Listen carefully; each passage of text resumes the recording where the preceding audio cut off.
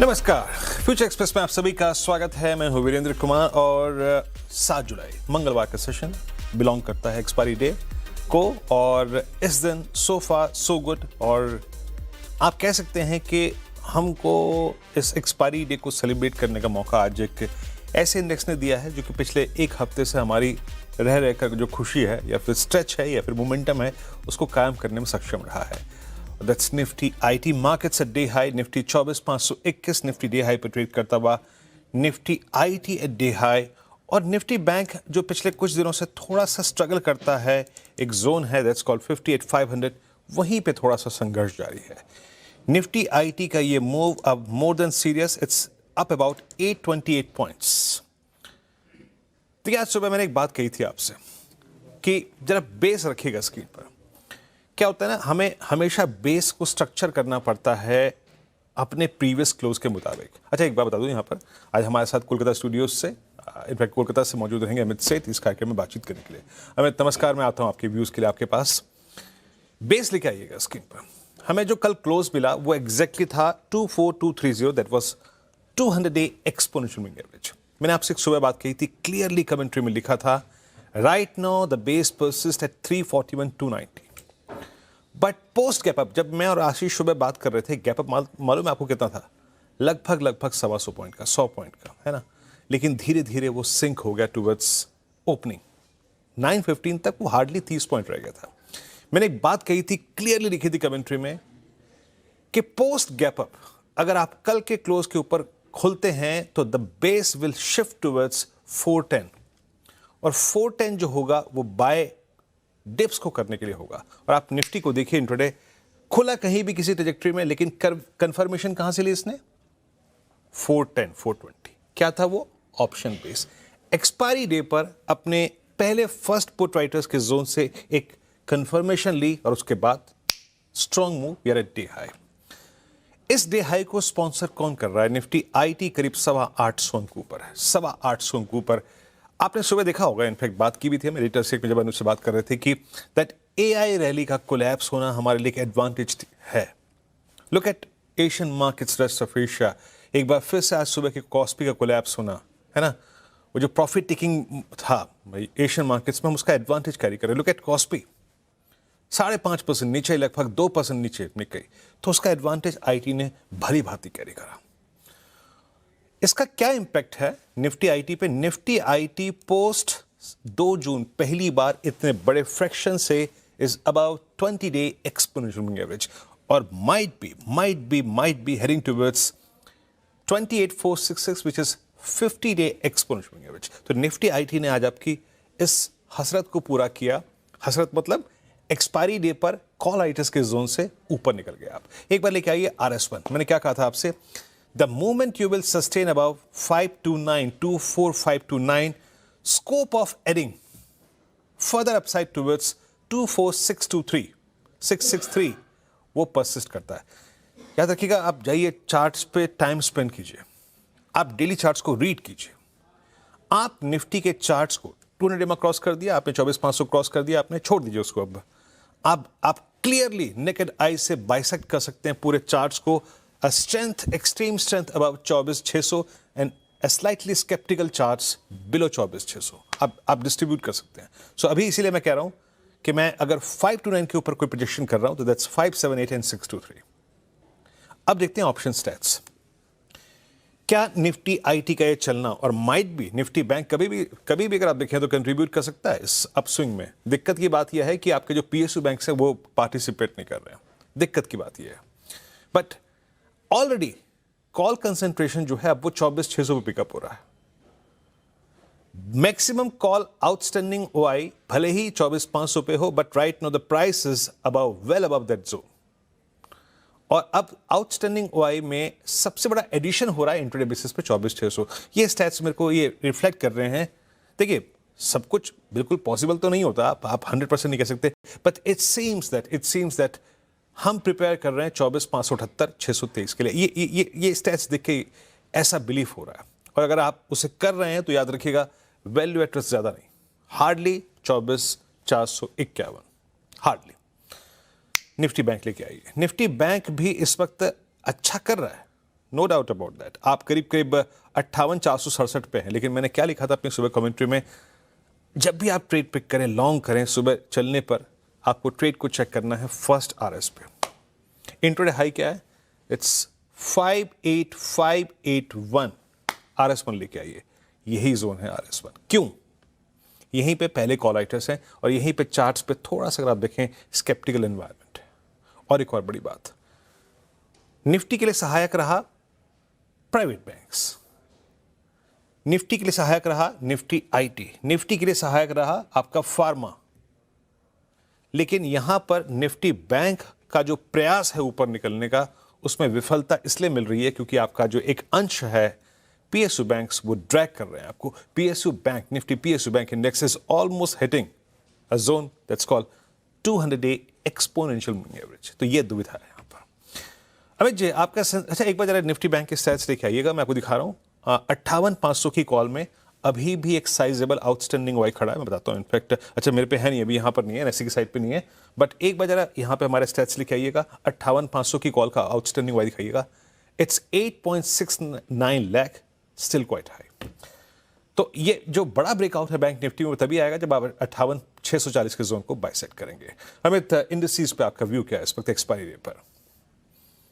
Good morning Viren ji and good morning to all the viewers. Viren ji, आपने बिल्कुल सही कहा कि निफ्टी ने एक अहम लेवल क्रॉस किया है 24,500 का। लेकिन यहाँ से अगर हमें अपट्रस्ट चाहिए तो हमें निफ्टी बैंक का कंट्रीब्यूशन चाहिए और वहाँ पे कहीं ना कहीं हम देख रहे हैं कि PSU banks are failing a bit. PSU banks में अगर स्ट्रेंथ आएगी तो वापस हम वहाँ पे देखेंगे। लेकिन मैं निफ्टी बैंक में एक और चीज ऐड करना चाहूंगा कि अगर हम देखें मार्केट का एक बहुत बड़ा हेवी वेट रिलायंस, रिलायंस कुछ नहीं कर रहा है। कल के सत्र में हमने डेफिनेटली यहाँ पे एक मूव देखा था, आज थोड़ा सा ठंडा पड़ा हुआ है। तो मे बी अगर रिलायंस एक दो दिनों में थोड़ा सा थ्रस्ट जनरेट करे तो may be will see the next leg of the rally. But psychologically 24,500 का लेवल क्रॉस किया, ये बहुत अच्छी बात है। Almost second and third day की रैली है, तो एंड 200 डेमा भी क्रॉस किया, तो दैट इज अ पॉजिटिव। हो सकता है यहाँ पे थोड़ा कंसोलिडेट करे, बट ओवरऑल ट्रेंड बुलिश है। बाय ऑन डिप की रणनीति पोजिशनली रखनी चाहिए। कोई भी डिप टुवर्ड्स 24 450 475 मिले तो I think that will be a good point two add. Stop loss हम लगभग रखेंगे 24,425 का।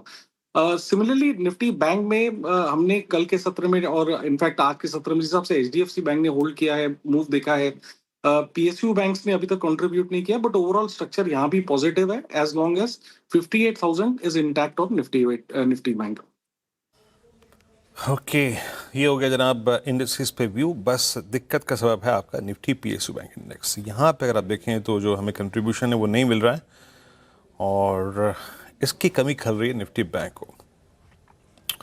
अब एक काम करते हैं, स्टॉक फ्यूचर्स पे आते हैं। अमित, आपके 3 ट्रेडिंग आइडियाज स्टॉक स्पेसिफिक क्या है इस वक्त?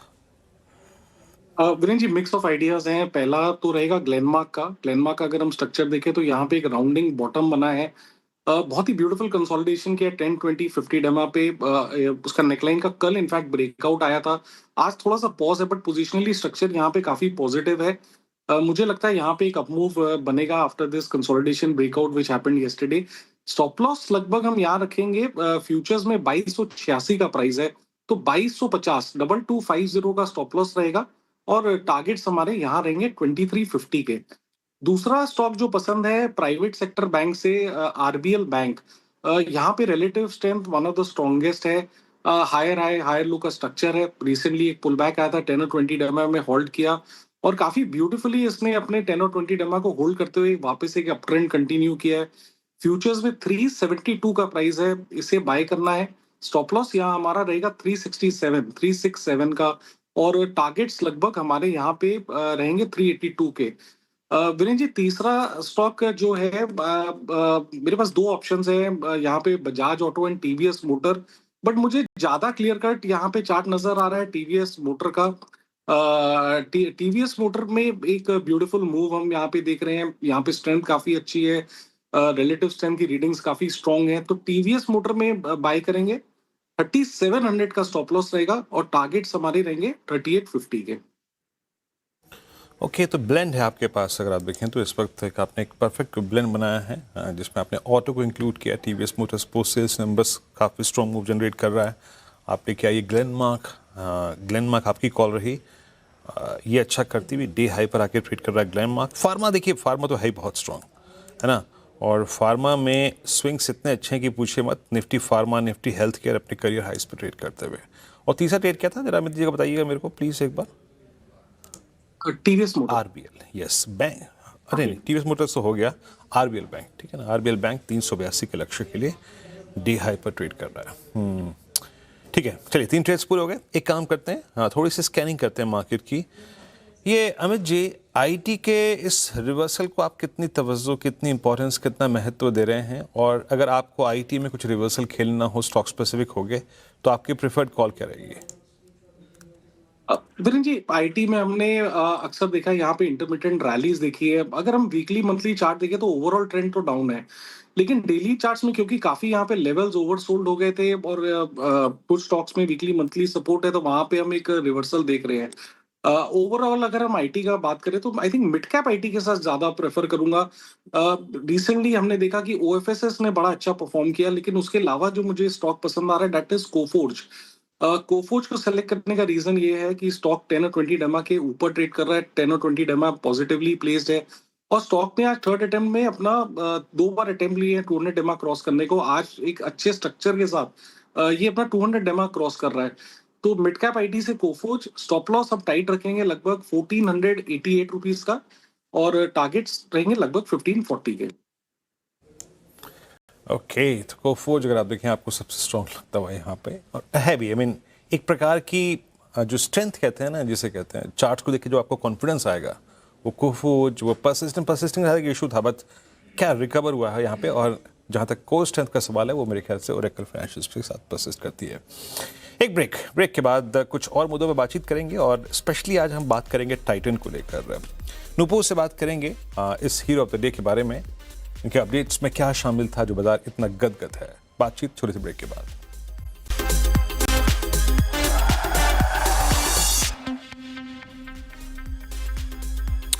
ब्रेक के बाद कार्यक्रम में आप सभी का फिर से स्वागत है। और अब चलिए बात करते हैं टाइटन और इन्फो एज के बारे में। स्पेशली टाइटन, आई मीन क्या शानदार, अगर आप देखें तो इनके अपडेट्स थे, और क्यों बना ये hero of the day. Nupur, दोनों के बारे में बताइए आज।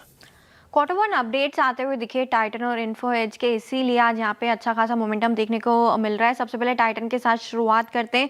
कंज्यूमर बिजनेस रेवेन्यू में ऑलमोस्ट 41% की ग्रोथ देखने को मिली है वाई आधार पर, जिसमें से ज्वेलरी सेगमेंट में करीबन 39% की ग्रोथ है, वॉचेस 23%, आई केयर में 23%, और इमर्जिंग बिजनेस भी देखें तो 19% की स्ट्रॉन्ग ग्रोथ यहाँ पर आती हुई नजर आई है। डोमेस्टिक बिजनेस में 37% की ग्रोथ है। इंटरनेशनल कारोबार देखें तो 128% ग्रो हुआ है।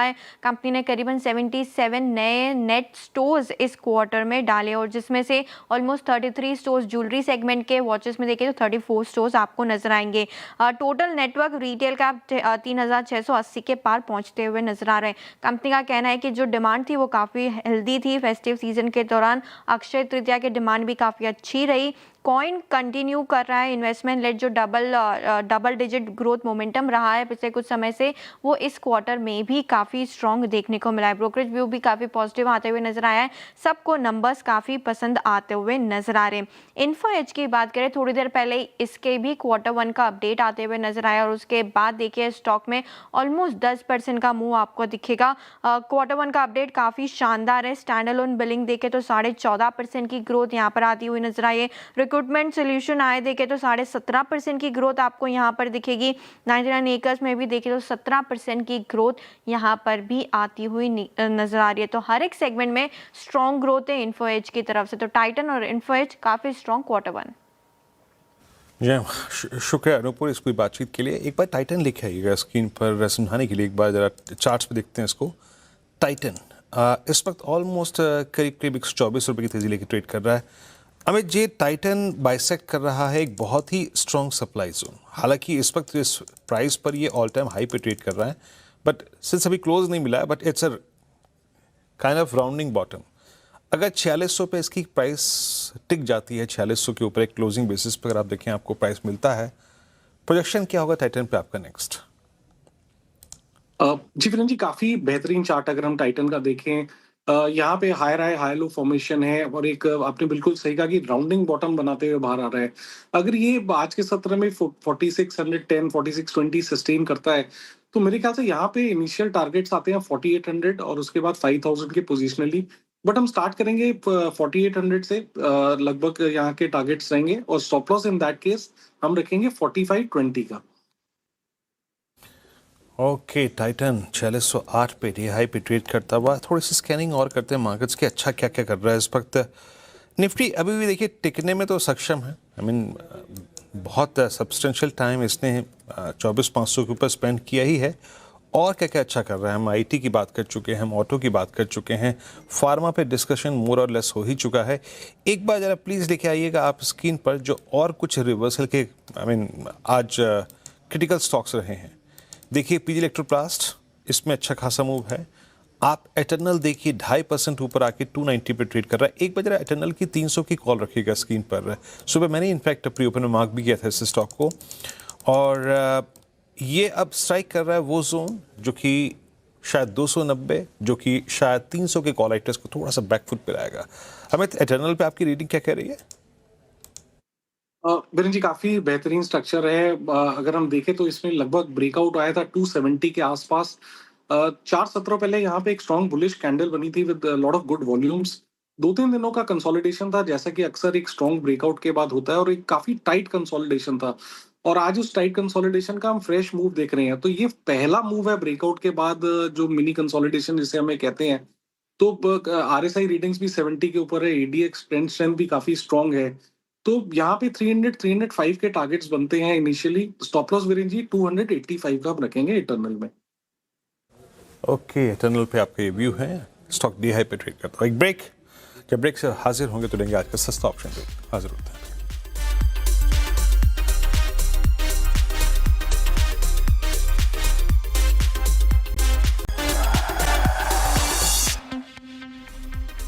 स्वागत है कार्यक्रम में एक बार फिर से आपका। आप चलते हैं अमित जी के पास आज के ऑप्शन ट्रेड के लिए। अमित जी क्या पिक कर रहे हैं आप?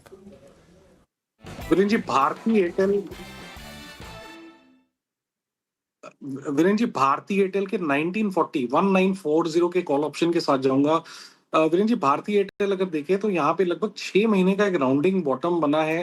ट्रिपल बॉटम भी इनफैक्ट इन प्लेस है, और उसके नेकलाइन का ऑलमोस्ट ब्रेकआउट हो रहा है यहाँ पे। तो काफी बेहतरीन स्ट्रक्चर है, कंसोलिडेशन से बाहर आ रहा है। लंबे अरसे का कंसोलिडेशन है, राउंडिंग। तो 1940 का कॉल ऑप्शन 32 रुपीज पे ट्रेड कर रहा है, इसे बाय करें। स्टॉप लॉस रहेगा 20 का, और टारगेट्स यहाँ पे लगभग हमारे 60 रुपीज के रहेंगे 1940 के कॉल ऑप्शन में। ओके, भारती एयरटेल की 1940 की कॉल। अमित जी बहुत बहुत शुक्रिया आपका इस कार्यक्रम में शामिल होने के लिए और सभी स्टॉक्स को रखने के लिए। एक ब्रेक, अगली मुलाकात 2 बजे कमाई कर दें। तब तक के लिए नमस्कार।